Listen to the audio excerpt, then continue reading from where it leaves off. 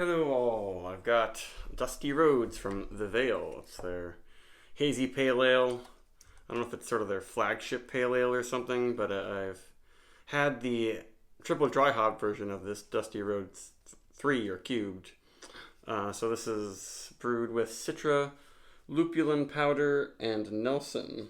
Interesting, it says Citra, comma, lupulin powder. Is it Citra lupulin powder? Is it several different kinds of lupulin powder? I don't know. It's 5.2% alcohol. It was canned May 7th. That's one day less than a month.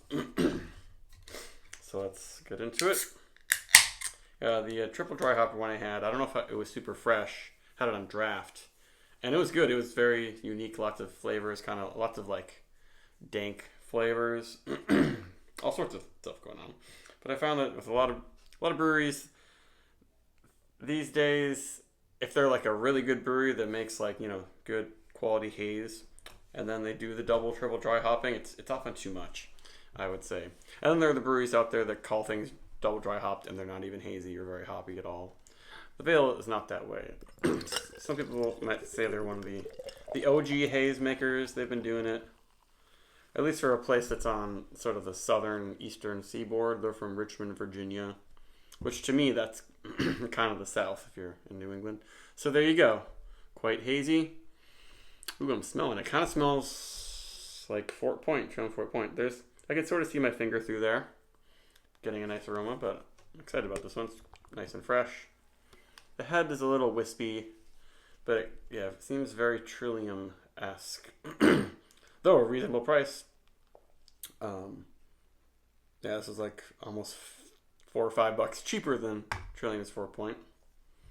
There you go. Yeah, the head's not fantastic, but ooh, that smells good.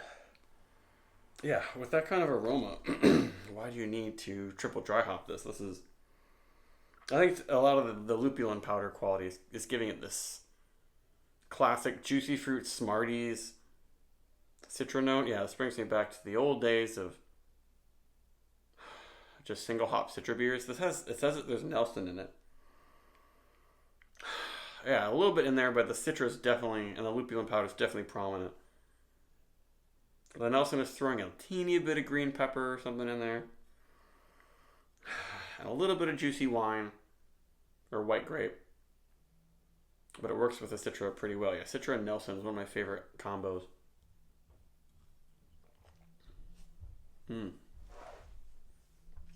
Yeah, similar flavor. Yeah, super juicy. The body's a little light, but it's still got enough going on to make it juicy. I feel like my camera angle's not showing this that well. And it finishes quite peppery. And there's some bitterness. It's not high traditional old fashioned like IBU bitterness.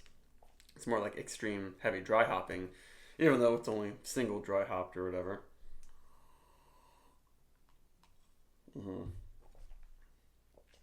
Yeah, that's really nice. So the finish it's a little bit harsh, a little coarse, I guess I would say. Might eventually get a little throat burny, but dries out your tongue quite a bit. Yeah, it's very, very spicy in the finish, but it's still just like the nose is like it's very peachy,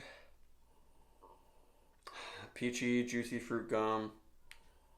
Yeah, the esters are there, but they're kind of good esters. They're like Trillium esters that really just seem to bring out fruitiness, dankness from the hops. Not super dank. Just like a hint of cannabis, but it's not leafy at all. It's not earthy, dirty leaves.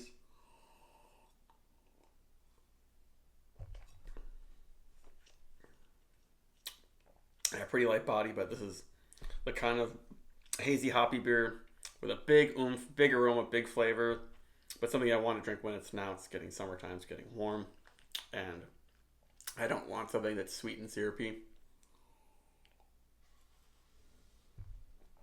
It's definitely got a good amount of sweetness, but it finishes quite dry just because of the onslaught of hops.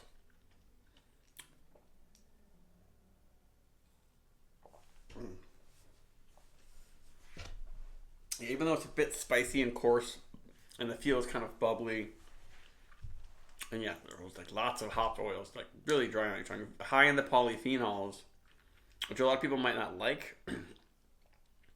But the fact that this keeps the juicy, bright, fruity quality going throughout that, it kind of makes it palatable. It kind of makes it a little more balanced, if you might say.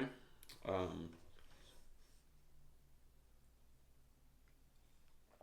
but this is one that even it could probably go for another month, um, and maybe it would mellow out a bit, but you might lose some of the hop crystals. But I feel like this is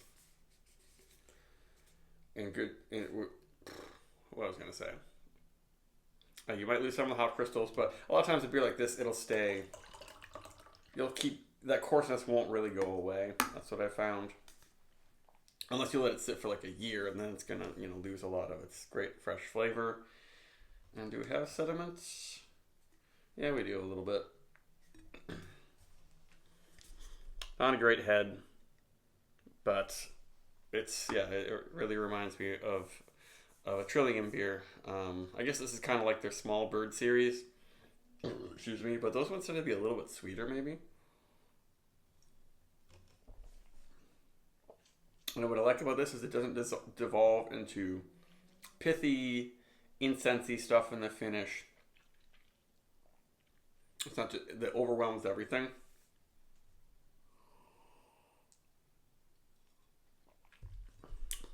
Almost. This reminds me of some of like the best batches of single cuts 18 watt.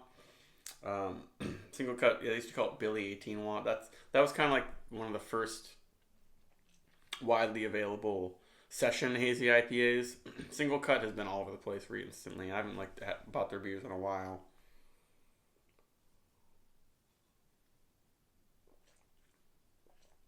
But I'm a fan of this one. For $15, it's hard to find a better, really in your face, big, flavorful hazy pale ale. Treehouse does some good ones, but they're definitely in Treehouse style. They're softer, but they don't have quite the big, nice aroma like this does.